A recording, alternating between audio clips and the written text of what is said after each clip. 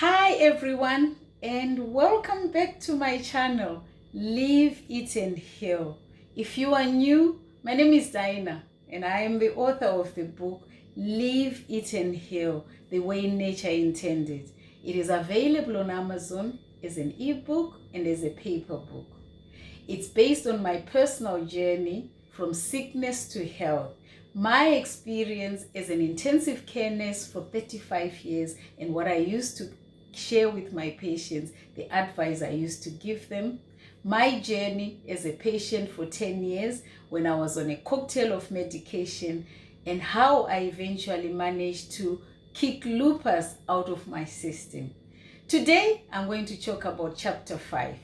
Please don't forget to subscribe below so that you get any notifications the moment I post a new video. Chapter 5. Chapter 5, I went back and decided to compare what our ancestors used to eat before the agricultural revolution and what we eat today. And could there be a link there? Yes, quite a lot of things came up. One, the times. Our ancestors used to eat according to nature. So they depended on the sun when they were eating.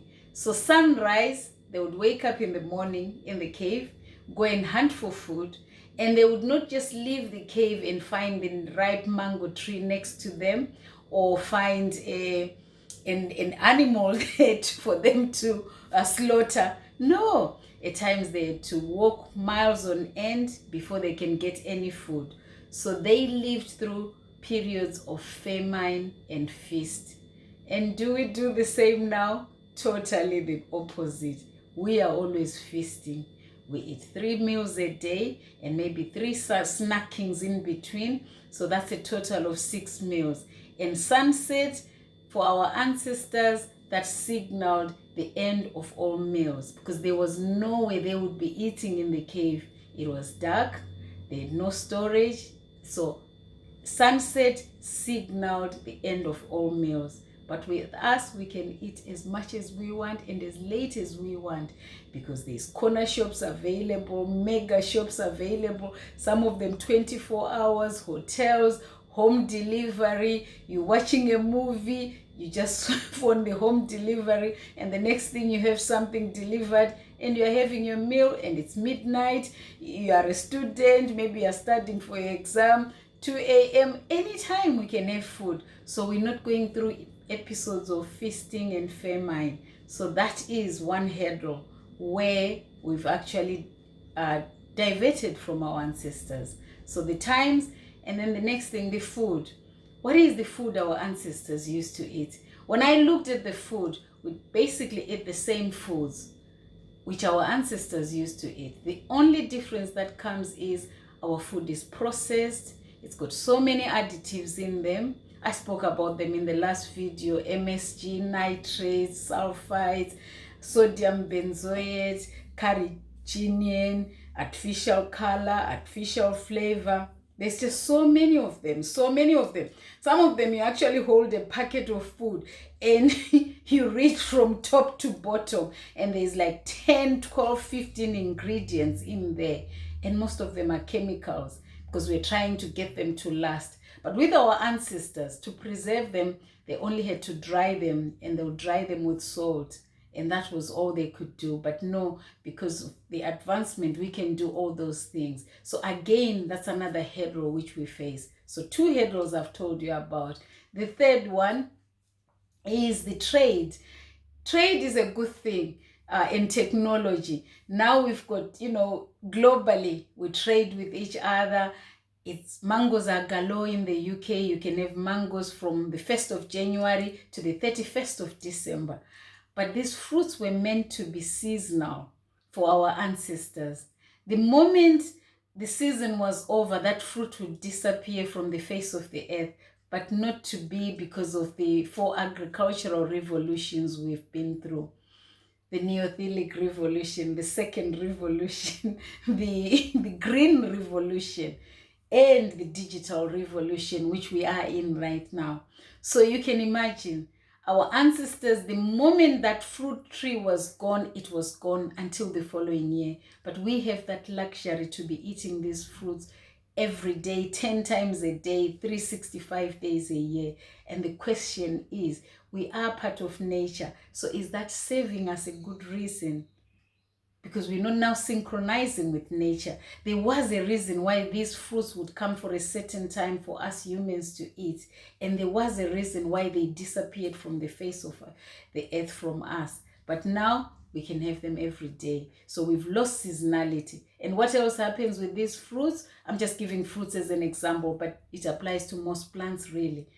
When we eat these fruits, for example, mangoes, they are high in fructose. When fructose is absorbed into the body, it's glucose. And once it's glucose, insulin, the anabolic hormone, is released. And insulin does a lot of things, but one of its jobs is it's building and storage. And what insulin does is it starts building and storage. I mean, it's a process, goes to the liver, glycogen. I will not bore you with all that, but all you should know is there's building and there's storage. And then we wonder why we are getting obese and overweight when there's building and storage all the time, building and storage all the time, building and storage all the time. So that's head rule number 3. Head rule number 4, our ancestors had just 2 things to entice them to food: their sight. If they saw a ripe fruit tree, then that will trigger the hypothalamus. And then they'll say, oh, I need to eat that. And obviously, genuine hunger, when they were hungry, that would trigger them to eat. But for us, oh, we have everything. You're walking down the shop, the aroma from the fish and chip shop, suddenly it's activated and you feel hungry. You're walking into the mega supermarkets, the bakeries there, suddenly you feel hungry. You come home, you sit to watch telly, and the next thing there's an advert of food, you feel hungry. It's on the news, there's something about food, you feel hungry. You're driving home, they're talking about food on radio, you feel hungry. You are at work, you're just going maybe to the ladies or gents, and you pass through the coffee room. I speak for myself as a nurse in an intensive care. There was always food. Relatives would bring in chocolates, biscuits, everything. And as you're just going genuinely to the ladies, there's food right in front of you and you just pick one. So you can imagine, those are all the challenges we have. So how are we going to go around these challenges? Because there is no point just identifying the problem and not doing anything about it.